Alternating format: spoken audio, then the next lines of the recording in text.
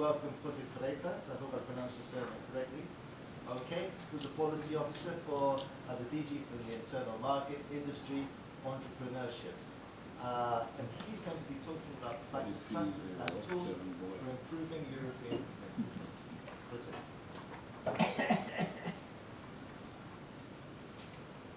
Yes. Thank you so much. Good morning, everybody. I will talk about our work on clusters, and I will try to extract some, or to point out some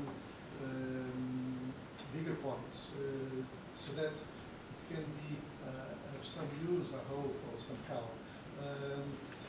I'm saying this because in the first place, you are quite in the loop of cluster affairs, cluster matters here. I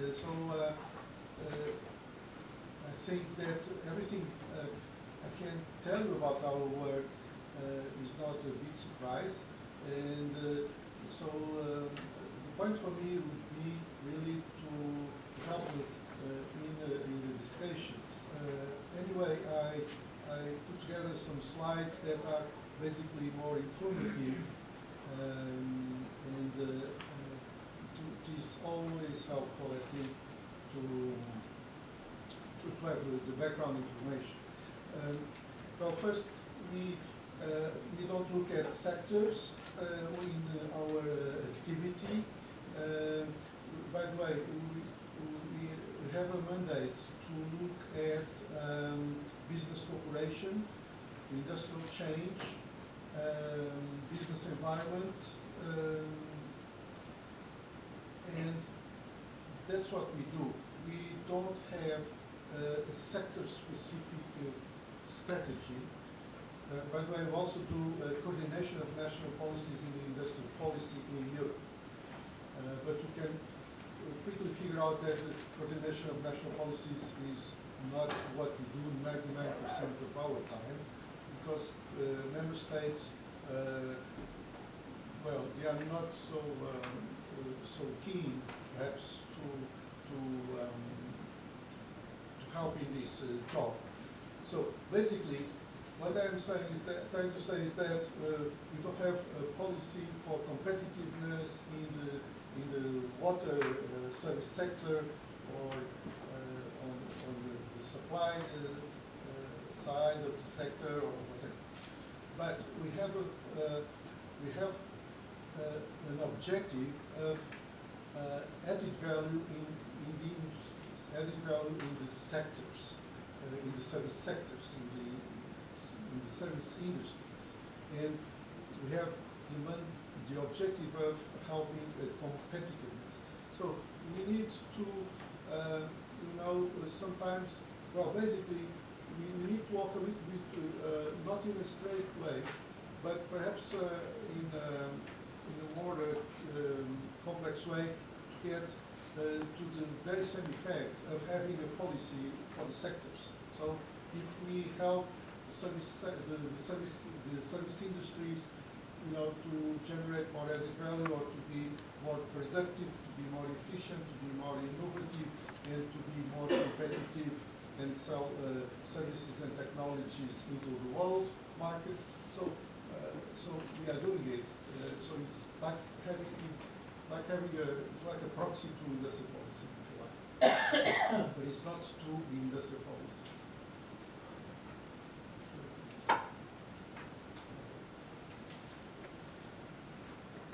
Okay.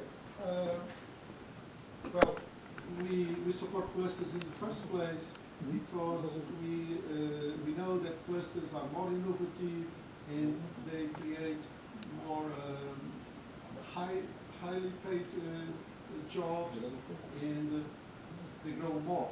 So we have a good reason to focus our activity on clusters. This is quite basic, I suppose. Again, when we talk about clusters, we think about SMEs, basically, or primarily. Of course, the mid-capitalization firms are there. The large companies are also there in the clusters. But our focus is more on SMEs. And why? Well, we have a justification for that. We believe that SMEs have a productivity gap as opposed to large companies. So, you know, in Europe we have 22 million something SME companies. 99%, 99.9 are SMEs. So if they have a productivity gap because they are smaller than they should be, and if we help to fill the gap in some way, that will generate a lot of added value and wealth and jobs and growth. Okay, so this is again the justification for us. First, we address clusters because they are more innovative. Companies are more innovative in clusters than outside the clusters. Second, we focus on SMEs because they have a productivity gap, and if we can help, there are so many that the economic impact will be quite considerable. We are really addressing clusters as tools for industrial change. And again, this is what the treaty says. Yes, we can do some work towards industrial change as well in Europe. And we do this through basically thinking about another point that we can do about is business cooperation. So business cooperation actually is really, I think, the reason why clusters are more innovative altogether, because they cooperate closer and more. And so what we basically use our cluster approach is really towards industrial change, but as growth is also a factor of change, we are also now, and this is quite new, if you like, trying to get clusters to go more international. 2 years back, we had an estimation whereby 95% of additional growth in the world would be generated outside the EU. I don't know whether this falls now because the emerging markets are doing not so well, and probably the Union is doing a little bit better, but still there's much growth outside the EU, and we need to go international and position our SMEs in global, better in the global value chains.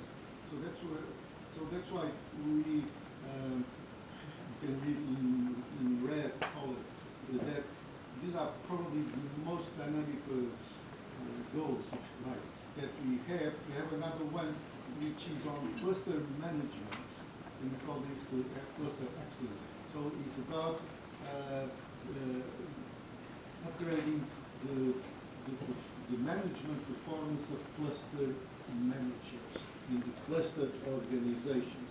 And by the way, you have a labeling system here, which also works well. So meaning, you know, we have some 95 or 1,000 plus organizations registered, and they have labels of, you know, gold label, silver label, bronze label, according to the sophistication or to the performance of how they interact with their companies to move the cluster forward.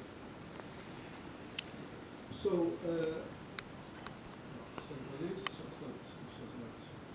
so basically, you see, we use clusters because they generate much synergy there.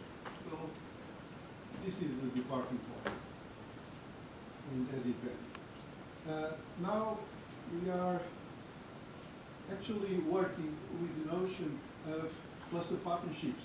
So not only the cluster or cluster in one region is a complex amount of companies, of R&D centers, public organizations, you know, the colorful elites and all that. But not only that is already quite complex, and I think as many of you are cluster managers, or some of you, and you know how difficult it is really to perform, to deliver, really to help companies, you know, to do better. Now we are doing mostly our approach by bringing clusters together. Cluster in one country, in one region, together with another region, and making partnerships. It's nothing new. It's nothing that you have not done. But the point for us is that we are a little bit far away from our goal, is that we want the cluster partnerships to deliver on growth, to deliver on added value. And it's not just about animating, if you like, a network of clusters. It's really to help them to work as a powerful team to deliver, to be able to deliver more on economic growth. And this is challenging because in the end of the day we need to see the impact, economic impact, the industrial impact of these partnerships, and that's the tough part. So now we are addressing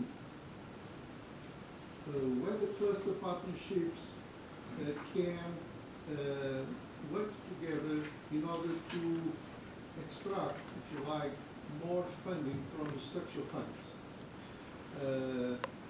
We cannot do that individually with each cluster organization and each cluster, so we are doing it with, again, partnership of clusters. And we are thinking about, and this is at an idea stage, to go for and support partnerships of clusters that will be looking at investment in their own cluster and somehow streamlining collectively the investment that is needed. There is huge investment available in the structure funds for innovation, and they could do, and clusters can do better there.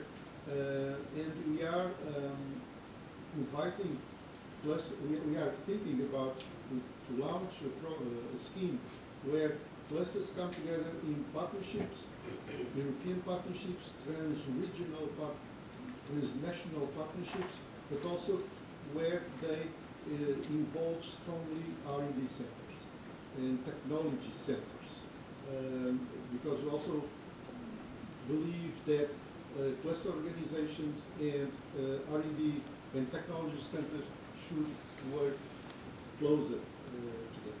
Can you combine this with the ERA chair that she was talking about, Adelaide chair? Could you bring somebody from the outside to be the chairman of a cluster of clusters? Yeah, I believe well, clusters are innovation clusters for us, meaning the innovation part of it is an element, is a strong element. So we can indeed combine, I believe, with the Horizon 2020 program and use the tools of the Horizon 2020 program. We are doing that now. We are going to do that now for regional funds. And there's no reason why we should not do it with Horizon 2020 and with the widening program. It depends now on the merits of each case, but yes, that's the idea. The idea is really to make the clusters stronger as entities.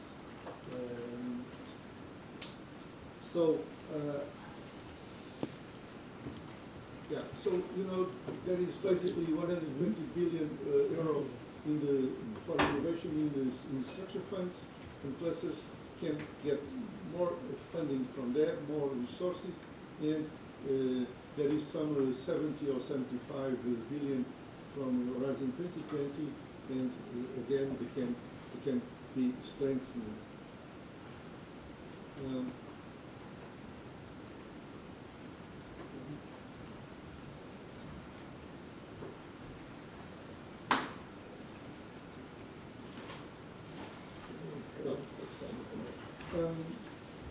So basically, we are now operating with the notion that yes, we can work with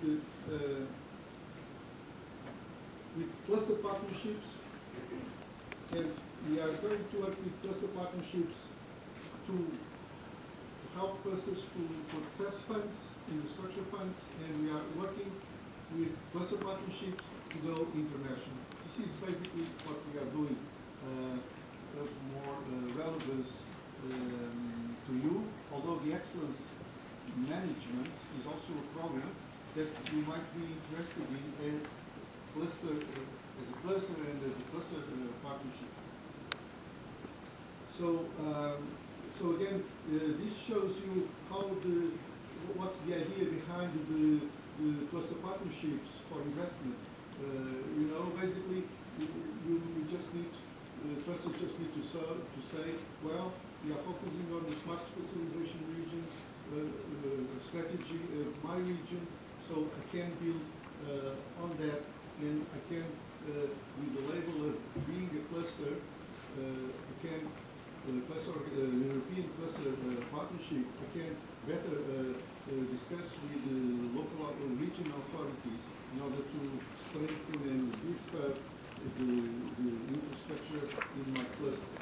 And we also have access, we should also have in this approach a focus on the so-called Juncker investment plan, European Fund for Strategic Investment, where SMEs in the clusters could put together investment plans and access funding. So here the idea is really to try and get clusters to access more funding. So we are doing this. This year. So we hope that you will hear from us this year on that account.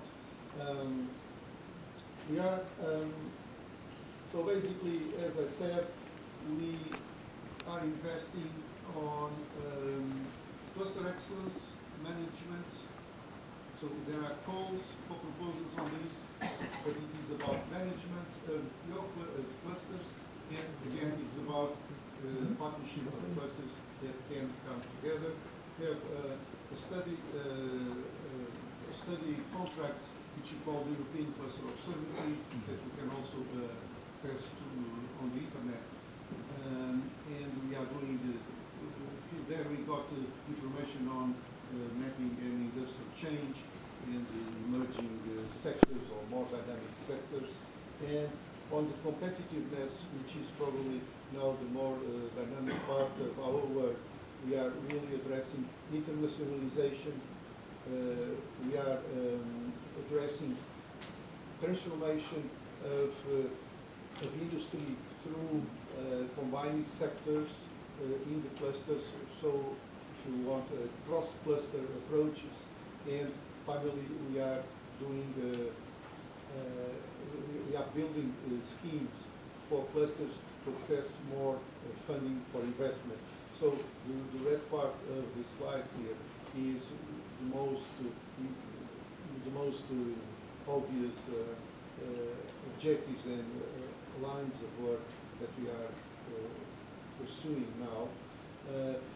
On the new value chains, by the way, this is not from our industrial program, which is called COSM, Cooperation, Competitiveness for Enterprise and SMEs, but also we have an agreement with the DGRTD, and we have a new value chains program, which we call Cluster Facilitated Projects, with a more consequential budget, where clusters can develop projects that are more transformative, that have much more added value, and they are focused on projects that can really advance the sector, including through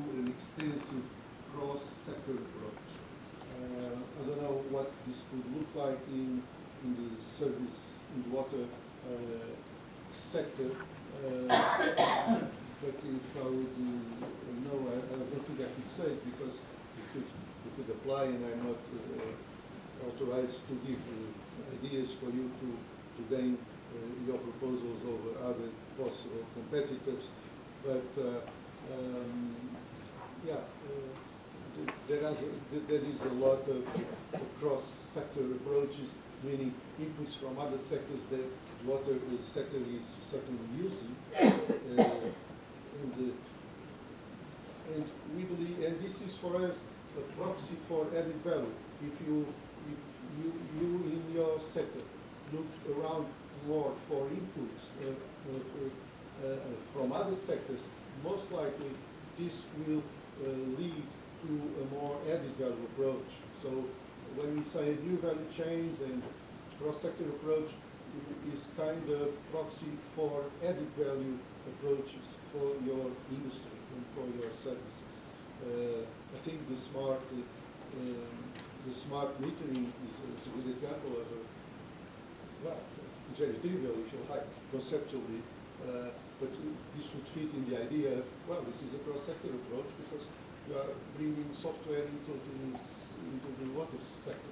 So it's very simple, if you like, but again, the idea is really about innovation and added value. Primarily added value. When there is more added value into your sector activity, certainly there is innovation in there somehow. So we really pay a lot of attention, or we try to stimulate cluster people, cluster managers to go for more added value approaches, to encourage companies, the SMEs, to be more innovative and to generate more added value. And this is again the cross-sector approach. Now we tend to believe that resource efficiency, creativity, and technologies, the combination of things, this works considerable in many industries. Well, again, I'm saying that what we encourage clusters to do is the cross-sector approaches and indeed the add value approaches for innovation. On internationalization, you know that you are probably, some of you, becoming a European Cluster Partnership for Internationalization, for going international. Again, we have some experience now. Actually, we have someone from Peterborough, pilot project somehow, also looking at internationalization. Your project here in the Region of Knowledge is Cluster Partnership. We are going to become an internationalization is partnership. So again, you will certainly are capable to engineer your internationalization approach. We have launched pilot projects on these, basically because we have a partnership of clusters. Clusters have different skills and different strengths, so we need to